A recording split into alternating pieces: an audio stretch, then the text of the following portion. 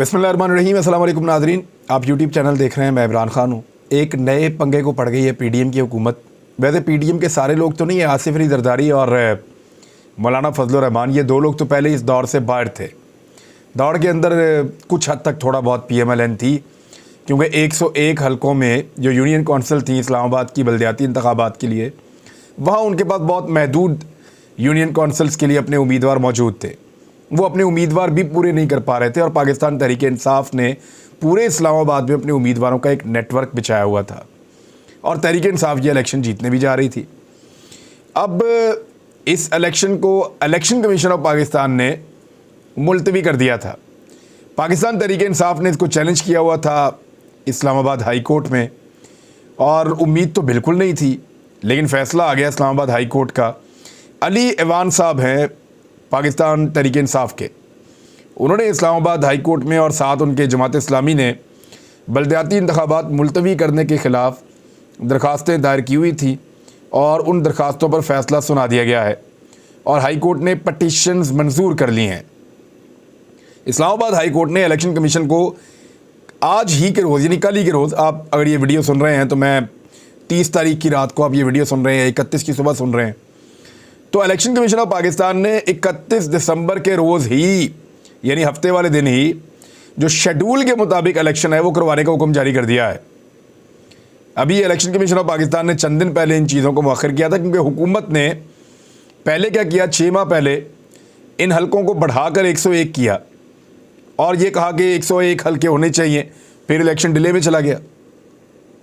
अब जब दोबारा इलेक्शन हो रहा है तो हुकूमत ने इनको दोबारा बढ़ा के 125 करने का बहाना बना लिया कि इसको 125 तक ले जाते हैं ताकि इंतखाबात इस्लामाबाद में हो ही ना। इस्लामाबाद में इंतखाबात क्यों नहीं करवाना चाहते, उसकी एक बड़ी वजह है, वो मैं आपके सामने रख देता हूँ।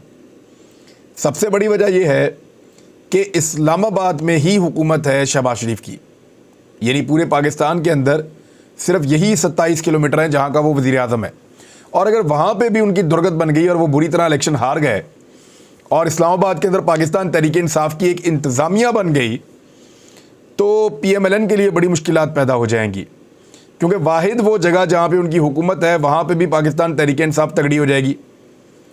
अभी तक के जो सर्वेज आए हैं उनके मुताबिक 2/3 अक्सरियत से इस्लामाबाद को पाकिस्तान तहरीक इंसाफ बड़े आराम से जीत रही है, और ये सर्वेज बाकायदा मौजूद हैं। एजेंसियों की रिपोर्टें भी यही कह रही हैं, इसलिए इस इंतखाब को मौखर करने की कोशिश की गई है। इस्लामाबाद हाई कोर्ट के चीफ जस्टिस अरबाब मोहम्मद ताहिर ने फैसला किया और सुनाया और इलेक्शन मुलतवी करने का नोटिफिकेशन मुअत्तल कर दिया जो इलेक्शन कमीशन ने किया था। हाई कोर्ट ने इलेक्शन कमीशन को 31 दिसंबर को शेड्यूल के मुताबिक बल्दियाती इंतखाबात करवाने का हुक्म दे दिया है। अदालत ने मुख्तसर फ़ैसला सुना दिया है, जो तफसीली फ़ैसला है वो बाद में आ जाएगा। अब इसके अंदर कुछ खबरें और आ रही हैं, वो मैं आपके साथ शेयर कर देता हूँ। एक तो राणा सनाउल्लाह साहब फौरी तौर पे मैदान में आए। उन्होंने कहा कि इस्लामाबाद हाई कोर्ट का जो हुक्म है वो काबिल अमल नहीं है। अब देखना ये है कि क्या इस्लामाबाद हाई कोर्ट राणा सनाउल्लाह के ऊपर, क्योंकि वो हुक्म नहीं मान रहे और हुक्म की खिलाफ वर्जी करवा रहे हैं और उसको काबिल अमल नहीं समझते अदालत की विजडम को, तो राणा सनाउल्लाह के ऊपर तौहीन अदालत लगती है या नहीं लगती, सवाल पैदा होता है। और 1000 पोलिंग स्टेशन पर वो कह रहे हैं जी हम इंतज़ामात नहीं कर सकते, ये तो इलेक्शन कमीशन का काम है और उन्होंने तो इंतज़ामात किए हुए हैं, बैलेट पेपर्स छपे हुए हैं, सामान लिया हुआ है, अमला मौजूद है, हर चीज़ मौजूद है, आप करवाएं इलेक्शन 31 तारीख को फौरी तौर पे, क्योंकि 31 को ही इलेक्शन होने थे।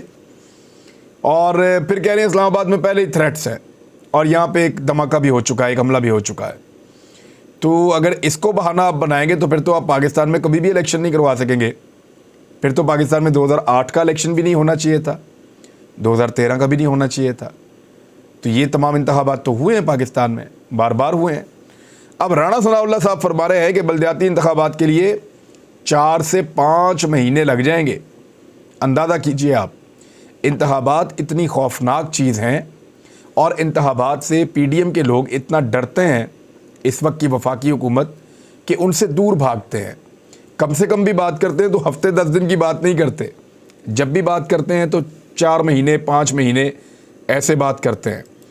अभी सिचुएशन क्या है, इस्लामाबाद में इंतखाबात मुमकिन नहीं है, ये कहा जा रहा है इलेक्शन कमीशन के ज़राए की जानिब से भी क्योंकि इलेक्शन कमीशन तो इमरान खान साहब के बकौल जो पीडीएम की जमातें हैं, ख़ासतौर पे नून लीग, उनकी बी टीम के तौर पे काम कर रही है और उनकी पॉलिटिकल विंग के तौर पे काम कर रहा है इलेक्शन कमीशन ऑफ पाकिस्तान। ये इमरान खान साहब बार बार कहते हैं और इलेक्शन कमीशन का जो तर्ज अमल है वो भी इसी तरह की चीज़ों की गवाही देता है। इलेक्शन कमीशन बज़ाहिर वो तमाम चीज़ें करता है जो नवाज शरीफ साहब को सूट करती हैं, शरीफ ख़ानदान को या जरदारी ख़ानदान को सूट करती हैं, तो वो चीज़ों को उसके मुताबिक ही करता है। जैसा कि उन्होंने कराची के बल्दियाती इंतखाबात को रोका हुआ है, जैसा कि उन्होंने सिर्फ उन हलकों में इंतखाबात करवाए जिनको पसंद किया था इमरान खान साहब के ख़िलाफ़, लेकिन वहाँ पे भी हार गए। तो तमाम चीज़ें election commission of Pakistan, Islamabad के इलेक्शन को मुलतवी करने का मामला हो, वो तमाम चीज़ें वही करता है जो पसंद होती हैं शरीफ ख़ानदान को या जरदारी ख़ानदान को, तो उनकी बी टीम के तौर पे काम कर रहा है। यही इल्ज़ाम उनके ऊपर लगता है। अब जो ज़राए हैं वो बता रहे हैं, इलेक्शन कमीशन का कहना है कि पोलिंग की तैयारियों के लिए 1 हफ़्ता कम से कम हमें दरकार है। बल्दियाती इलेक्शन के लिए इलेक्शन कमीशन तैयार है, ताहम कुछ वक्त तो लगता है। इलेक्शन कमीशन का कहना है कि इंतखाबी शेड्यूल यही रहेगा, जो पोलिंग का दिन है वो बढ़ा दिया जाएगा। बैलेट पेपर भी तैयार हैं, हतमी तैयारी के लिए हमें कुछ और वक्त अब चाहिए। अब सारी की सारी जो तवज्जो है और जो सबकी तवज्जो है वो पहुंच गई है इस्लामाबाद हाई कोर्ट की जानिब। इस्लामाबाद हाई कोर्ट से रिलीफ लेने की कोशिश की जा रही है। फवाद चौधरी साहब ने भी एक ऐसे ही इलेक्शन कमीशन के ऊपर इल्ज़ाम एक लगाया और उन्होंने कहा कि इलेक्शन कमीशन अमली तौर पर वफाकी हुकूमत में ज़म हो चुका है। पाकिस्तान में अब एक प्लानिंग के तहत जमहूरियत मुकम्मल ख़त्म की जा रही है। पहले बुनियादी हुकूक मुअत्तल किए गए, अब इदारे ख़त्म किए जा रहे हैं। इलेक्शन कमिश्नर और उनके साथी पाकिस्तान के अवाम के विलन हैं, ये फवाद चौधरी साहब कह रहे हैं। अब इस वक्त सिचुएशन ये है कि हुकूमत मीटिंग्स पर मीटिंग कर रही है और कोशिश ये की जा रही है कि कुछ भी करके इन इंतखाबात को मुलतवी करवा दिया जाए। रात को अदालतें खुलवाने की कोशिश की जा रही है और उसके बारे में भी कुछ खबरें चल रही हैं। अगर तो रात को अदालतें खुल गई, और यानी अदालतें रात के इस वक्त खुल जाने का मतलब यही है, या इस्टेब्लिशमेंट के मुतहर्रिक हो जाने का मतलब यही है कि पाकिस्तान में जो न्यूट्रलिटी की बात की जाती है वो न्यूट्रलिटी एक्चुअली है नहीं। सारे के सारे सहूलतकारी फराहम कर रहे हैं पीडीएम की हुकूमत को और शरीफ ख़ानदान को। सिद्दीक जान ने इस पर एक ट्वीट किया है, क्योंकि अदलिया के मामले में सिद्दीक जान हम सबसे बेहतर हैं और वो इसको रिपोर्ट करते रहते हैं अदालती मामलात को। उन्होंने कहा इस्टेब्लिशमेंट के डंडे और अदालतों के कंधे पर इक़्तिदार में आने वाली इम्पोर्टेड सरकार अवाम में जाने से इतनी खौफज़दा है कि इस वक्त हर जगह कॉल्स कर रहे हैं कि अदालत खुलवाएं और हमें अवाम के सामने जाने से बचाएं। कब तक ये डंडा आपको अवामी गैज़ो गज़ब से बचाएगा? एक ना एक दिन तो अवाम में जाना पड़ेगा। अब ये सूरत हाल बनी हुई है। सिद्दीक जान साहब ने कुछ और चीज़ें भी इस पर लिखी हैं, वो भी मैं आपको बता देता हूँ। वो ये कह रहे हैं कि जस्टिस अरबाब मोहम्मद ताहिर साहब, आपने तारीख़ी फ़ैसला दिया है, शुक्रिया। सियासी जमातों को अवामी अदालत में हर सूरत पेश होना चाहिए। गो कि आपके ऑर्डर के ख़िलाफ़ पूरी हुकूमत इकट्ठी हो चुकी है, ऑर्डर ना मानने की धमकी दे रही है, लेकिन आप इस मामले पर सुरखरू हुए हैं। फिर इन्होंने ये कहा कि वोट को इज़्ज़त देने वालों को चाहिए कि वो अब जाएँ, जस्टिस आमिर फ़ारूक की अदालत के बजाय अवामी अदालत में जाओ और कल इलेक्शन लड़ो। हुकूमत तुम्हारी, इस्टेब्लिशमेंट तुम्हारी, अदालतें तुम्हारी, माफियाज तुम्हारे, अकेले इमरान खान से क्यों डरते हो? इस्लामाबाद के बल्दियाती इलेक्शन से भाग तो ऐसे रहें जैसे इलेक्शन ना हो तुम्हारी मौत हो। वो एग्जैक्टली सिचुएशन तो यही बनी हुई है कि इलेक्शन से भाग रहे हैं। शहबाज शरीफ के पास इतने ताने मिलेंगे ना, लोग ऐसी दुर्गत बनाएंगे ना कि ये एक शहर था जहाँ पे आपका इक़्तिदार था, वो भी आपने हार दिया। यानी शहबाज शरीफ साहब जहाँ से भी इलेक्शन लड़ते हैं बुरी खबर आती है। पाकिस्तान की हालत ही इन्होंने ऐसी की है, लोग अब इनसे प्यार ही नहीं करते। दूसरी जानिब स्पीकर कौमी असम्बली ने एक दावा किया कि उनको पाकिस्तान तहरीक इंसाफ के कुछ लोगों ने मिलकर ये कहा कि हम तो इस्तीफ़े नहीं देना चाहते, हमें तो मजबूर किया जा रहा है। तो इस पर इमरान खान साहब ने स्पीकर से अलहदा मिलने वाले पार्टी अरकान के नाम मांग लिए हैं और उस पर एक कमेटी भी बना दी है इमरान खान साहब ने कि पता करके बताया जाए कि वो कौन से लोग हैं जो स्पीकर से अलहदा से जाकर मिले और उनको लगता है कि हम ज़बरदस्ती उनको इस्तीफ़ों का कह रहे हैं। तो ठीक है, वो लोग भी सामने आ जाएं, क्योंकि इमरान खान साहब इस वक्त जो लोग भी इमरान खान साहब को धोखा देंगे, इमरान खान साहब उनसे जान छुड़ा लेंगे और अगले इंतखाबात में उनको टिकट नहीं देना पड़ेगा, वो कुछ बेहतर कारकुनों को टिकट दे देंगे और इस मरतबा तो उनकी पॉपुलैरिटी ये बता रही है कि जिसको भी वो देंगे वो इलेक्शन जीतेंगे।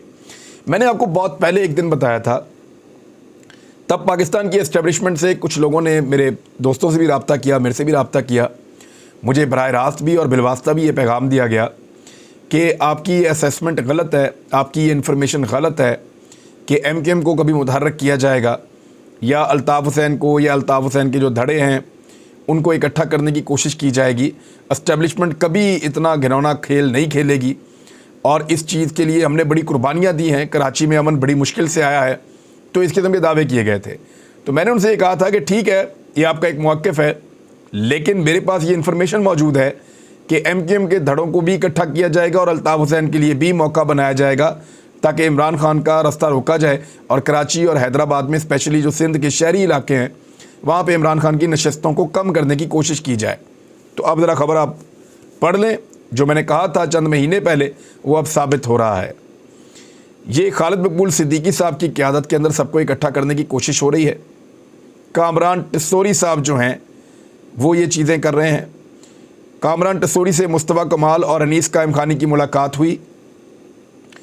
फिर MKM पाकिस्तान के खालिद मकबूल सिद्दीकी की PSP के चेयरमैन सैयद मुस्तफ़ा कमाल और अनीस कायम खानी से भी मुलाकात हुई और माजी को भुलाकर साथ मिलकर सियासत करने के उमूर ज़ेर बहस आए और मुस्तकबिल में, यानी वो जो एल्फी है ना, जिसने सारी पॉलिटिकल पार्टीज़ को 13 जमातों को जोड़ कर रखा हुआ है, एस्टेब्लिशमेंट की एल्फी, वो एल्फी अब MKM के मुख्तलिफ धड़ों को जोड़ने के लिए इस्तेमाल की जाएगी।